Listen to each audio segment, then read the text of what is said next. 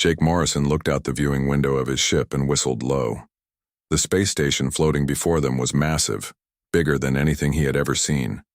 It looked like someone had taken a dozen different types of alien architecture and stuck them together with metal and hope. Bright lights moved across its surface in patterns that hurt his eyes if he stared too long. "That's Harmony Point," said Lisa Hayes from the seat next to him. She was reading from a data pad, her brown, hair tied back in a simple ponytail. "Says here it's neutral territory, no weapons, no fighting, no politics, just testing." Ryan Clark, their pilot, was busy bringing their ship closer to the docking bay. His hands moved over the controls with easy confidence. "Looks friendly enough," he said, "though I've seen shopping malls back home that were scarier." Kate Bishop laughed from her station at the back. She was their engineer, a woman who could fix anything with some wire and stubborn determination. "Wait until you see the aliens. I heard some of them have more arms than a Swiss Army knife." Alex Turner, their medic, was checking his medical supplies one more time. He was the youngest of the group, barely 30, but he had steady hands and a calm voice that people trusted. "Just remember, we're representing all of humanity here. Try not to embarrass the species." Jake grinned. He was the captain, though he had never really felt like one. To him, they were just 5 friends who had gotten lucky enough to be chosen for this mission. Earth's first official contact with the Galactic Council. The first time humans would take the test that every species had to pass. The docking went smoothly. Their ship, the New Horizons, settled into the bay with barely a bump. Jake could see other ships through the transparent walls of the bay. Some looked like metal insects. Others were just balls of light that somehow held together. One looked like it was made of living crystal. "Welcome to the big leagues," Jake said, standing up and stretching. "Everyone ready?" They walked through the airlock and into the station proper. The first thing that hit Jake was the smell. It was not bad, just different. Like flowers and metal and something electric all mixed together. The air felt thick and humid, like being in a greenhouse. The second thing that hit him was the noise. Dozens of different languages filled the air, most of them sounding like nothing human ears were meant to hear. There were clicks and whistles, and sounds that seemed to come from inside his head. The third thing was the aliens themselves. Jake had seen pictures, of course. Videos from the first contact teams. But seeing them in person was different. A creature that looked like a walking tree with too many eyes glided past them. Something that might have been made of liquid metal flowed along the wall. A group of beings that looked like they were carved from purple stone stood in a circle, their voices sounding like wind chimes. "Holy crap," Ryan whispered. "Are we really the weirdest looking things here?" "Speak for yourself," Kate said, but she was staring. "Two," a voice spoke behind them in perfect English. "You must be the humans." They turned around. The speaker was tall and thin, with 6 arms and skin that looked like it was made of blue crystal. Its face was almost human, except for the extra eyes and the fact that light seemed to bend around it. "I am Administrator Crixtall," it said. "I have been assigned to oversee your species assessment. Please follow me." They walked through corridors that seemed to go on forever. Jake noticed that other aliens moved out of their way. Not rudely, but like they were avoiding something dangerous. He caught bits of conversation as they passed. "Deathworlders," someone whispered. "Class 12 rating," said another voice. "Atmospheric poison breathers. How are they even alive?" Jake looked at his crew. Lisa was taking notes on everything she saw. Ryan was grinning like a kid in a candy store. Kate was studying the walls and ceiling, probably figuring out how they were built. Alex was watching the other aliens with professional interest, like he was trying to figure out where their vital organs were. They did not look like anything special, just 5 humans in simple uniforms carrying basic equipment. But the way the aliens acted, you would think they were walking bombs. Administrator Crixtall led them into a large room with a curved ceiling. The walls were covered with screens, showing images from different worlds. Some looked like paradise. Others looked like versions of hell. "Please sit," Crixtall said, gesturing to chairs that adjusted themselves to fit human bodies. I must explain the universal survival assessment. Jake sat down and tried to look professional. We're ready to hear it. Krikstal's extra eyes blinked in sequence. In 300 years of testing, every species has struggled with this assessment. The Zelathi, my own people, had a survival rate of 23%. The gas-dwelling Vorthak managed 31%. Even the Chronix warriors, the most feared military force in 12 systems, achieved only 19%. Okay, Jake said. What kind of test are we talking about? The screens on the walls changed, showing images that made Jake's stomach clench. Desert wastelands under a blazing sun, frozen landscapes where the wind could cut through metal, swamps filled with plants that moved like animals, dark oceans under crushing pressure, jungles where everything looked like it wanted to kill you. 5 environments, Krikstal continued. 6 days in each, 30 days total. You will have basic tools and whatever you can find or make. Many do not survive the first environment. None have completed all 5. Jake looked at the images again. The desert looked hot, but he had spent summers in Arizona. The frozen waste looked cold, but Ryan was from Minnesota. The swamp looked nasty, but Alex had grown up in the Florida Everglades. The ocean looked deep, but Kate had been a Navy diver before becoming an engineer. The jungle looked dangerous, but Lisa had done field work in the Amazon. So, Jake said slowly, it's basically a month of camping in different places? The room went quiet. Krikstal's crystals dimmed. Camping? Yeah, Ryan said. Outdoor survival. We do it for fun back home. Fun? Krikstal's voice went up an octave. Kate leaned forward. Do we get to bring anything besides the basic tools? Some energy bars would be nice, Ryan added. And maybe a water filter. Alex raised his hand. What are the medical protocols for the other species in case we run into someone who needs help? Lisa was studying the jungle images. Will we have time to document the local ecosystems? Some of these look fascinating. Krikstal stared at them. Around the room, other aliens had stopped what they were doing to listen. Jake could feel their attention like a physical weight. You, Krikstal said carefully, are not concerned about dying. Jake shrugged. Well, we'll be careful, but this looks pretty standard. I mean, we've all done worse just getting to work on a Monday morning. The silence stretched out. Then Krikstal began to laugh. It was not a happy sound. It sounded like crystal breaking in slow motion. Deathworlders, it whispered. You really are Deathworlders. The next morning, Administrator Krikstal led Jake and his crew to a different part of the station. This section felt older, more serious. The walls were darker, and the air carried a smell like old metal and fear. Other aliens moved quietly through the halls, their voices hushed. The testing facility, Krikstal explained as they walked. Every species sends their best here. Warriors, survivors, their strongest individuals. Most never return home. Jake noticed how the alien's crystal skin had lost some of its bright shine. You okay there, Krikstal? You seem a bit worried. I have overseen 47 assessments, Krikstal replied. I have watched beings die in ways that still visit my dreams. Your species file troubles me more than any I have seen. They entered a large circular room with a dome ceiling. The walls were covered with screens, but these were dark now. In the center sat a metal table with 5 chairs around it. The chairs looked like they had been built for humans, which Jake found oddly thoughtful. Please sit, Krikstal said.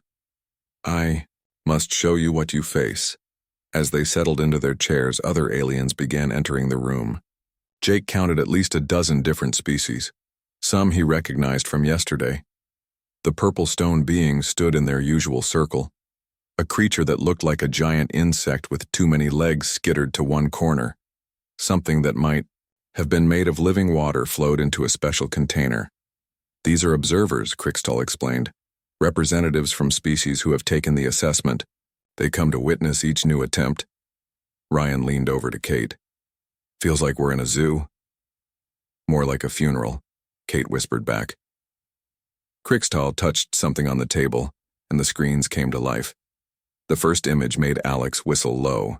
It showed a wasteland of red sand and black rock under a sun that looked angry. The temperature reading in the corner said 60 degrees Celsius. The scorching wastes, Crixtal said. The first environment. Daytime temperatures reach levels that boil blood in most species. Water is scarce. Shelter is minimal. The last group to attempt this was a team of Chronix warriors. They lasted 14 hours. Jake studied the image. It looked like pictures he had seen of Death Valley, except worse. How much water do we get to start with? 2 liters per individual. And food? None. You must find or make everything you need. Lisa raised her hand. What about the local wildlife? Are there any edible plants or animals? The question seemed to surprise Crixtal. Few think to ask about food sources. There are some small creatures, plants that store water, but they are difficult to find and often poisonous. Got it, Lisa said, making notes. The screen changed to show a world of white and gray. Snow fell in sheets so thick they could barely see anything beyond a few feet. The temperature reading showed minus 40 degrees Celsius. The frozen reaches, Crixtal continued. Constant blizzards, winds that can freeze exposed flesh in minutes. The cold penetrates even the best protective gear. The Vorthak gas dwellers attempted this test in environmental suits. The suits failed on day 3. Ryan studied the image with professional interest. Looks like Minnesota in January. How's the wind direction? Consistent or does it change? You want to know about wind patterns? One of the observing aliens spoke up. It was one of the purple stone beings, its voice like rocks grinding together. Sure, Ryan said.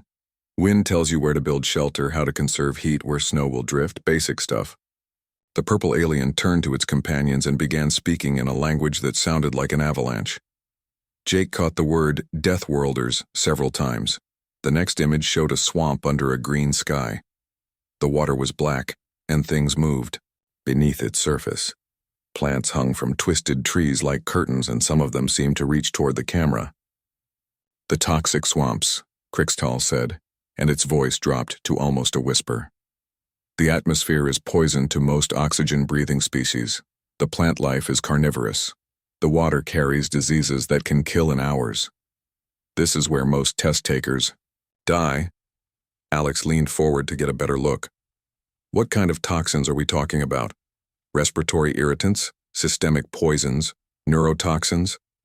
All of them, Crixtal replied. Huh, Alex said. Do you have a breakdown of the chemical composition? It would help to know what we're dealing with. The insect-like alien in the corner began clicking rapidly. Jake was pretty sure it was either laughing or having a breakdown. The fourth image showed dark water stretching to the horizon. The depth reading showed numbers that made Kate whistle. The crushing depths, Crixtal said. Underwater survival at pressures that would collapse most beings instantly. The water is cold and dark. Oxygen must be carefully managed. The Zalathi crystal forms thought their bodies could handle the pressure. They were wrong. Kate studied the image with interest. How deep are we talking? And is there any marine life? Food sources? You want to know about underwater food sources? Crixtal asked. Well, yeah, Kate said. If we're spending 6 days down there, we'll need to eat something. Plus, marine ecosystems usually have predictable patterns. Current flows, thermal layers, that sort of thing. The crystal being's light began flickering in what Jake was learning to recognize as extreme confusion.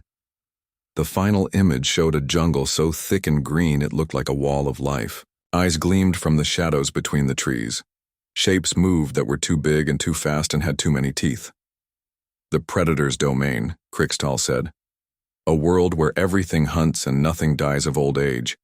The apex predators here have eliminated 12 test groups. They are faster than thought, stronger than steel, and hungrier than death itself. The room fell silent. The observing aliens seemed to press closer, waiting for the humans' reaction. Jake looked at his crew. Lisa was taking detailed notes about each environment. Ryan was sketching what looked like shelter designs. Kate was calculating something on her fingers. Alex was asking questions about the medical supplies they would be allowed to bring. So, Jake said finally, 30 days total. 6 days in each place. Basic tools and whatever we can scrounge up. Yes, Crixtal whispered. And the goal is just to survive? Just to survive, Crixtal confirmed. Jake looked at the screens again, then at his crew. Anyone see any problems with this? Ryan shrugged. Sounds like a decent vacation. When do we start? The silence that followed was so complete that Jake could hear the station's air recycling system humming in the walls. Finally, the purple stone alien spoke. They do not understand. They cannot understand. No species can be this calm about certain death. We're not calm about certain death, Lisa said reasonably. We're calm about a camping trip with some challenges. The insect alien's clicking became so frantic that Jake worried it might be having some kind of seizure. Crixtal stared at them for a long moment. Then it began speaking in its own language, too fast for the translation system to keep up. Jake caught fragments. Impossible. Death world. Madness. And something that might have been a prayer. When do we start? Jake asked again. Crixtal's crystals dimmed until they were almost dark. Tomorrow, it whispered. May whatever gods you worship have mercy on your souls. The transport ship that took them to the first test world was silent except for the hum of engines. Jake and his crew sat together in one section, while representatives from 3 other species occupied separate areas. Nobody spoke. The air felt thick with tension and fear. Jake looked around at their fellow test-takers.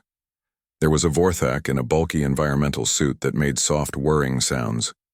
2 Zalathi sat perfectly still, their crystal bodies catching and reflecting the cabin. Lights. A single Chronix warrior sat alone, its armor polished to mirror brightness and weapons secured but visible. Anyone else think this feels like a field trip? Ryan asked quietly. A really awkward field trip, Kate added. Where nobody wants to sit with us at lunch. The Chronix warrior's head snapped toward them. Its translator device crackled to life. You jest about death, humans. This shows either great courage or great foolishness. Jake nodded politely. Probably a bit of both. I'm Jake, by the way. These are Ryan, Kate, Lisa, and Alex. The Chronix studied them for a moment. I am War Leader Thakmor. I have killed in 7 wars and survived battles that claimed thousands. Yet I fear what comes next. It's just hot weather and a camping trip, Alex said. Want to team up? We could help each other out. The question seemed to shock the warrior. Help? This is a test of individual strength and survival. Says who? Lisa asked. The rules just said survive 6 days. They didn't say we had to do it alone. Thakmor stared at them. You would share resources? Aid those who might compete against you? Why not? Jake shrugged. We're all in this together, right? The transport ship shuddered as it entered the atmosphere of the first test world. Through the windows, Jake could see the scorching waste stretching out below them. Red sand and black rock under a sun that blazed like an angry eye. The temperature reading on the wall showed 58 degrees Celsius and climbing. They landed, with a bump that rattled everyone's teeth. The cargo bay opened, revealing a pile of basic tools. Each species was allowed to take what they needed. Jake watched as the others grabbed frantically at water containers, shelters, and survival gear. His crew took their time. Jake picked up a simple knife and a water bottle. Ryan grabbed some rope and a small tarp. Kate took a multi-tool and some wire. Lisa chose a notebook and sample containers. Alex selected a basic first aid kit. That is all? Thakmor asked, staring at their small pile of supplies. More than enough, Jake said. See you in 6 days. The doors sealed behind them and the transport lifted off. They were alone on the scorching wastes with the sun beating down like a hammer and the temperature rising every minute. Okay, Jake said, looking around. Anyone else feel like they're back in Arizona? Phoenix in July, Ryan agreed. Maybe a bit hotter. They found a spot where 2 large rocks created a patch of shade and set up their base. Jake used techniques his grandfather had taught him during childhood summers in the desert. Find shade, conserve water, move slowly during the day. Kate rigged up a solar still using the tarp and some rocks. The wire and multi-tool let her create a collection system that would pull moisture from the air and the ground. "Should give us an extra liter or two per day," she said. Lisa began studying the local plants and animals. She found beetles that stored water in their bodies, and small lizards that were perfectly edible once cooked. "The ecosystem here is actually quite efficient," she said. "Everything has adapted to conserve moisture." Alex set up a simple shelter using the rope and some dead branches. His experience in the Florida Everglades had taught him how to work in extreme heat without overheating. Ryan scouted the area and found a dried creek bed that would provide both shelter and a path to follow if they needed to move. "Water used to flow here," he said. "If we dig down a few feet, we might find some underground." On the second day, they encountered the Vorthak. Its environmental suit was making distressed sounds, and the being inside was clearly in trouble. Jake could see that the suit's cooling system was failing in the extreme heat. "Hey there," Jake called. "Out." "You okay?" The Vorthak turned toward them, its movements jerky and desperate. Through the suit's speakers, its voice came out as a series of clicks and whistles. "I think it's overheating," Alex said. "The suit isn't designed for this temperature." Without hesitation, they helped the Vorthak to their shelter. Kate and Alex worked together to modify the cooling system using parts from their water still. Lisa shared some of the edible plants she had found, and Ryan showed the alien how to move efficiently in the heat.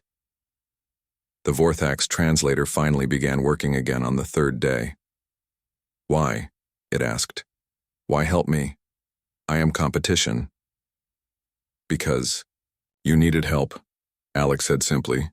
"This is not how species behave in the assessment. Each fights for survival alone. Maybe that's why so many don't make it," Jake suggested. They spent the rest of the week in relative comfort. The solar still provided enough water for all of them. Lisa's knowledge of desert ecology kept them fed. The shelter stayed cool during the day and warm at night. They even found time to play cards using makeshift pieces Kate fashioned from rocks. On the 6th day, the transport returned. The doors opened to reveal Krixtal and a crowd of observers. They clearly expected to find bodies or survivors barely clinging to life. Instead, they found Jake and his crew sitting in the shade, sharing a meal with the Vorthak. Everyone looked healthy and rested. Jake had even managed to get a bit of a tan. "How?" Krixtal whispered. The temperature reached 62 degrees. The Chronix warrior died on day 4. The Zalathi lasted only 3 days. "It was pretty warm," Jake admitted, "but not too bad once you get used to it." The Vorthak spoke up, its translator working perfectly. "They saved my life, shared their resources, made survival possible when my equipment failed." "You helped each other?" one of the observers asked. "Of course," Lisa said. "That's what people do." The transport was silent on the way to the second test world. The frozen reaches waited below them, a world of white and gray where the wind howled like a living thing and the temperature never rose above freezing. As they descended toward the landing site, Jake looked at his crew. "Anyone else excited about this? I haven't been skiing in years." Ryan grinned. "I'm thinking ice fishing. Maybe we can build a proper shelter this time." The aliens stared at them. Jake was pretty sure he heard someone whisper "impossible" in at least 3 different languages. The second test was about to begin, and the humans were treating it like a winter vacation. Through the windows, Jake could see the frozen reaches stretching out below them. Snow fell in thick sheets and the wind carved the landscape into strange shapes. The temperature reading showed -38 degrees Celsius. "Home sweet home," Ryan said cheerfully. The observers pressed closer to the windows watching, the humans' faces for any sign of fear or worry. They found none. Jake and his crew looked like they were heading to a ski resort, not a frozen wasteland that had killed dozens of aliens. The transport touched down with a crunch of snow and ice. The doors opened, letting in air so cold it felt like breathing. Knives. The humans stepped out into the blizzard and Jake took a deep breath of the frigid air. "Now this," he said with a smile, "feels like home." The frozen reaches turned out to be everything the aliens had promised and nothing the humans had feared. Snow fell constantly, the wind cut through everything, and the cold was the kind that made metal brittle and water turn to ice in seconds. Jake, and his crew set up camp in the shelter of a large ice formation that blocked the worst of the wind. Ryan took charge of this environment, his Minnesota childhood finally paying off in ways his mother never expected. First rule of winter survival, Ryan said as they worked, stay dry. Second rule, conserve energy. Third rule, always know where your heat source is. They built a proper shelter using techniques Ryan had learned during ice fishing trips with his father. Kate helped engineer a ventilation system that kept the air fresh without letting heat escape. Lisa studied the local wildlife and found that several types of Arctic plants were not only edible, but actually nutritious. Alex discovered that his medical training included more cold weather knowledge than he had realized. He showed them exercises to keep blood flowing and how to recognize the early signs of frostbite. On the third day, they found two Zalathi, who had been abandoned by their group. The crystal beings were barely alive, their bodies cracked from the cold and their light flickering weakly. "We cannot move," one of them whispered through chattering crystal fragments. "We will die here." "No, you won't," Jake said firmly. "We'll figure something out." It took some creativity, but they managed to create a warming system using reflected sunlight and body heat. Kate built mirrors from polished ice that focused what little warmth was available. Lisa found mineral deposits that could be burned for heat. Alex wrapped the Zalathi in insulation made from animal fur and plant fibers. "Why do you help us?" the second Zalathi asked when it could speak again. "Your species is known for violence and competition." "Where did you hear that?" Lisa asked, genuinely curious. "The galactic databases. Earth is listed as a Class 12 death world. Only the most aggressive species survive such places." Ryan laughed. "Aggressive? We're from Minnesota and Florida. We say please and thank you and hold doors open for strangers. But your world tries to kill you every day," the first Zalathi said. "Sure," Jake agreed, "but that doesn't mean we have to be mean to each other. If anything, it means we need to stick together." They spent the rest of the week in their improved shelter, which had grown to accommodate their new companions. Kate had engineered a heating system that worked so well they actually had to open vents to cool down. Lisa had found enough food sources to keep everyone well fed. Alex had turned their medical supplies into a small clinic for treating cold injuries. Ryan taught the Zalathi how to play poker, using ice chips as betting pieces. When the transport returned, Krixtal found them all sitting around a warm fire, sharing stories and laughing. The Zalathi were not only alive but healthier than when they had started the test. "This is impossible," Krixtal said for the fourth time that week. "The temperature dropped to -45 degrees. We lost contact with 3 other groups. How are you not only alive but comfortable?" "Good insulation and teamwork," Kate said simply. "Plus Ryan knows a lot about ice fishing." The third test world was the toxic swamps, the place where most species died. The transport descended through a green atmosphere that made the ship's hull creak and groan. Through the windows they could see twisted trees hanging over black water and plants that moved like animals. "The air will kill you in hours," Krixtal warned as they prepared to land. "The water carries diseases that dissolve flesh. The plants are carnivorous and intelligent enough to hunt in packs." Jake looked out at the swamp and shrugged. "Looks like Louisiana. Anyone else thinking of crawfish boils and gumbo?" Alex grinned. "I grew up in the Everglades. This is basically my backyard, just with different colored water." They landed on a small island of solid ground surrounded by dark water and hanging moss. The air smelled like sulfur and rotting eggs, with an underlying chemical tang that made their eyes water. "Okay," Alex said, taking charge this time. "First thing we do is make masks. Can't survive if we can't breathe." Using plant fibers, mud, and charcoal from a small fire, they created crude but effective gas masks. Alex's knowledge of the Everglades ecosystem helped him identify which plants were merely toxic versus which ones were deadly. Lisa was fascinated by the carnivorous plants. "They're actually quite beautiful," she said, sketching a specimen that had tried to grab her notebook. "The evolutionary adaptations are remarkable." Kate found that many of the dangerous chemicals in the water could be filtered out using simple techniques. She built a water purification system using sand, charcoal, and cloth that made the swamp water safe to drink. Ryan discovered that some of the moving plants were actually quite tasty when cooked properly. "Tastes like chicken," he said, offering a piece to Jake. Weird, poisonous chicken, but chicken nonetheless. On the fourth day, they encountered a group of Chronix warriors who had become lost in the maze of waterways. The proud fighters were on the edge of panic, their advanced equipment failing against the swamp's corrosive environment. "We are Chronix," their leader growled. "We do not accept help from lesser species." "Okay," Jake said mildly. "Good luck with that." They started to leave, but Alex stopped them. "Wait, look at their armor. The joints are corroding. They'll be dead by tomorrow if they don't get help." Despite the Chronix warriors' protests, the humans began helping anyway. They shared their water purification techniques and showed them which plants were safe to eat. Most importantly, they guided them to higher ground where the air was cleaner. "This is shameful," one of the Chronix muttered. "To be saved by Deathworlders." "Hey," Jake said cheerfully. "We're all Deathworlders here, that's the point." The fifth day brought their biggest challenge yet. A pack of the carnivorous plants had surrounded their camp during the night. These were the intelligent hunters Krixtal had warned them about. Plants that moved like animals and thought like predators. The aliens they had helped watched in terror as the plants closed in. But Jake and his crew just looked interested. "Huh," Lisa said, studying the creatures.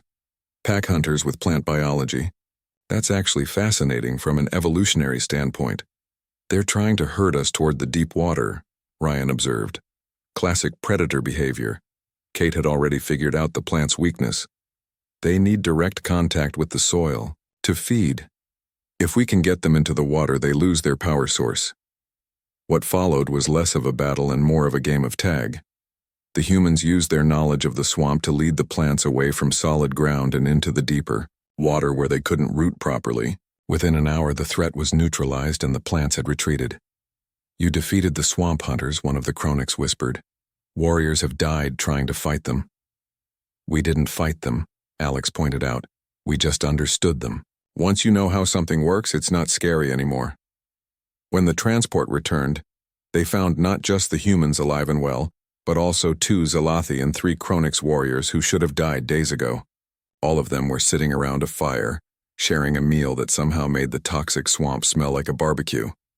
Krixtal stared at them through the transport windows for a full minute before speaking. 24 hours, it finally said.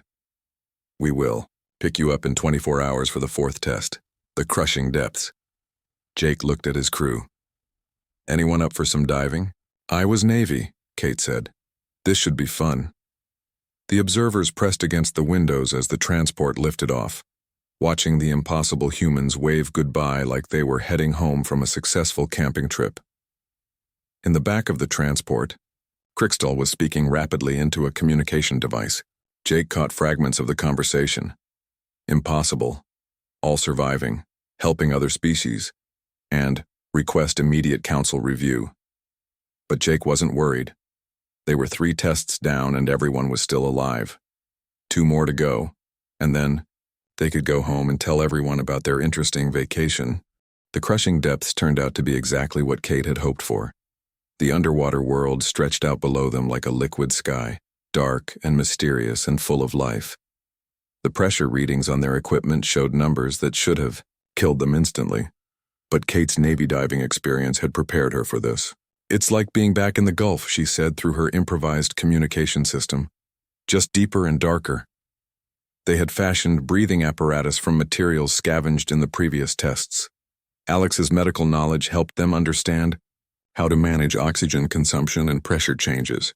Lisa studied the marine life with obvious delight, documenting species that lived in crushing depths most aliens could never survive. Ryan and Jake worked together to build an underwater shelter using techniques Kate taught them. It was not pretty, but it kept them dry and warm while they explored their aquatic environment. On the 3rd day underwater, they found a Vorthak whose pressure suit had failed completely. The gas-dwelling alien was trapped in an air pocket, slowly dying as its life support systems shut down one by one. "We can't leave it," Alex said when they discovered the alien. The pressure will kill us if we try to bring it to the surface too fast, Kate warned. Then we don't go to the surface, Jake decided. We bring the surface to it. What followed was the most complex rescue operation they had attempted yet. Using materials from their shelter and knowledge gained from the previous tests, they created a pressure regulation system that slowly adjusted the Vorthax environment. It took 2 days of careful work, but they managed to save the alien's life. Why? The Vorthak asked when it could finally speak again. I am nothing to your species. Why risk your lives? Because that's what people do, Lisa said simply. We help each other. The 5th test, the Predator's domain, was supposed to be the final challenge. The jungle world that awaited them was everything the warnings had promised. Massive trees blocked out most of the sunlight. Strange sounds echoed through the dense undergrowth. Eyes watched them from the shadows, calculating and hungry. Now this, Alex said as they stepped off the transport, reminds me of home. They set up camp on their first day using techniques learned from all the previous environments. Ryan's weather knowledge helped them choose a spot that would stay dry. Kate's engineering skills created a shelter that was both hidden and defensible. Lisa's biological expertise helped them identify which plants were safe and which animals to avoid. Alex took point on this environment, his Everglades experience finally getting a real workout. He showed them how to move quietly through dense vegetation, how to identify territorial markers left by predators, and how to find clean water in a jungle ecosystem. The key, Alex explained as they worked, is not to fight the environment. You become part of it. Move with it, not against it. On the 2nd day, they encountered their first apex predator. It was everything the warnings had described and more. 12 feet long, covered in armor-like scales with teeth like swords and claws that could cut through metal. It moved like liquid lightning and made sounds that turned their blood cold. The creature stalked them for hours, staying just out of sight but always present. Jake could feel it watching, calculating, waiting for the right moment to strike, but the attack never came. It's curious, Lisa realized on the 3rd day. Look at its behavior pattern. It's not hunting us. It's studying us. She was right. The creature was treating them like a puzzle to be solved rather than prey to be killed. When they made camp each night, it settled down to watch from a safe distance. When they moved during the day, it followed but never approached. Maybe it's never seen anything like us before, Ryan suggested. On the 4th day, Alex made a decision that shocked everyone, including himself. When the creature appeared at the edge of their camp during the morning meal, Alex slowly approached it with a piece of cooked fish in his hands. Easy there, he said softly, the same tone he used with injured animals back home. Just want to be friends. The creature could have killed him in seconds. Instead, it tilted its massive head and studied him with intelligence that was clearly more than animal. After a long moment, it carefully took the fish from Alex's hand and settled down beside their camp. Well, Jake said, watching the apex predator that had killed dozens of test takers now lying peacefully next to their fire. That's new. The creature stayed with them for the rest of the test. It brought them food, warned them about dangerous areas, and even seemed to enjoy Lisa's attempts to study its behavior. By the final day, it was following Alex around like a massive, deadly pet. When the transport arrived to collect them, the pilot refused to land until they could confirm the predator was not going to attack.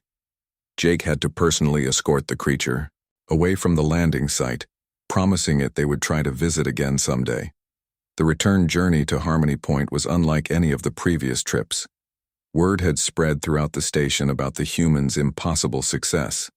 When they docked, crowds of aliens were waiting to see them. Jake and his crew walked through corridors lined with beings from dozens of species, all staring at them like they were mythical creatures come to life. The whispers followed them everywhere. 100% survival rate. They helped other species. They made friends with the swamp hunters. The apex predator followed them like a domestic animal. Impossible. Administrator Crickstal was waiting for them in the debriefing chamber, along with what looked like half the Galactic Council. The room was packed with officials, observers, and scientists, all desperate to understand what they had witnessed. In 300 years of testing, Crickstal began, its crystal form brighter than Jake had ever seen it. No species has achieved a 100% survival rate. Most consider a 50% rate to be exceptional. You not only survived every environment, you thrived in them. It wasn't that hard, Jake said honestly. We've all done worse just living on Earth. The room erupted in confused chatter. Dozens of languages filled the air as aliens tried to process what they had heard. A tall, elegant being that Jake had not seen before stepped forward. Its translator identified it as High Counselor Veltar of the Galactic Council. You claim that your homeworld presents greater challenges than our assessment? Sure, Ryan said. I mean, Minnesota winters are colder than your ice world. Florida summers are hotter than your desert. And Lisa grew up near swamps that would make your toxic environment look like a garden. What about the crushing depths? Another counselor asked. Kate shrugged. I've done deeper dives in Earth's oceans. The pressure wasn't really a problem once. You know how to handle it. And the apex predators?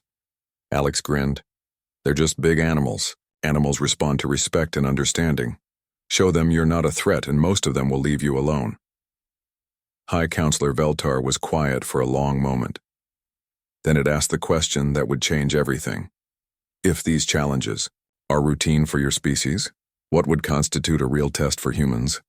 Jake looked at his crew. They had been asking themselves the same question for the past month. Honestly, Jake said finally, maybe something like trying to get decent customer service on a Monday morning, or assembling furniture from one of those stores with confusing instructions, or explaining to your mother why you forgot to call on her birthday. The aliens stared at them. You joke about survival, High Counselor Veltar said slowly, because for you it is not survival, it is simply life. Yeah, Lisa said. That's exactly right. The paradigm shift hit the room like a physical wave. For 300 years, the Galactic Council had been measuring survival against death. But humans measured survival against life on Earth, which was a completely different standard. We have been testing species based on our own limitations, High Counselor Veltar announced to the room. We have been asking the wrong questions. 6 months later, Jake Morrison stood in his office on Harmony Point, looking out at the ships coming and going from the docking bays. His official title was Director of Interspecies Survival Training, but everyone just called him the human who smiled at death. Outside his office, classes were in session. Zalathi were learning desert survival from Ryan. Vorthak were practicing underwater techniques with Kate. Chronix warriors were studying jungle ecology with Alex and Lisa. The universal survival assessment still existed, but it had been completely redesigned. Instead of a test of individual survival against impossible odds, it had become a collaborative learning experience where species shared their strengths and learned from each other. Sir? His assistant, a young Zalathi named Crixnell, appeared in his doorway. The council has approved the new training facility on Earth. They want to know when the first exchange students can begin their studies. Jake grinned. Tell them to pack for all climates, and remind them that Earth's idea of a nature walk might be a bit more exciting than they're used to. Through his window, he could see the transport ships carrying the first alien visitors to Earth. They were going to experience humanity's homeworld firsthand, to understand why humans considered galactic survival challenges to be nothing more than an interesting camping trip. Jake picked up his coffee mug, which had a picture of Earth. On it and the words Deathworld Tours will keep you alive printed in 12 different languages. The B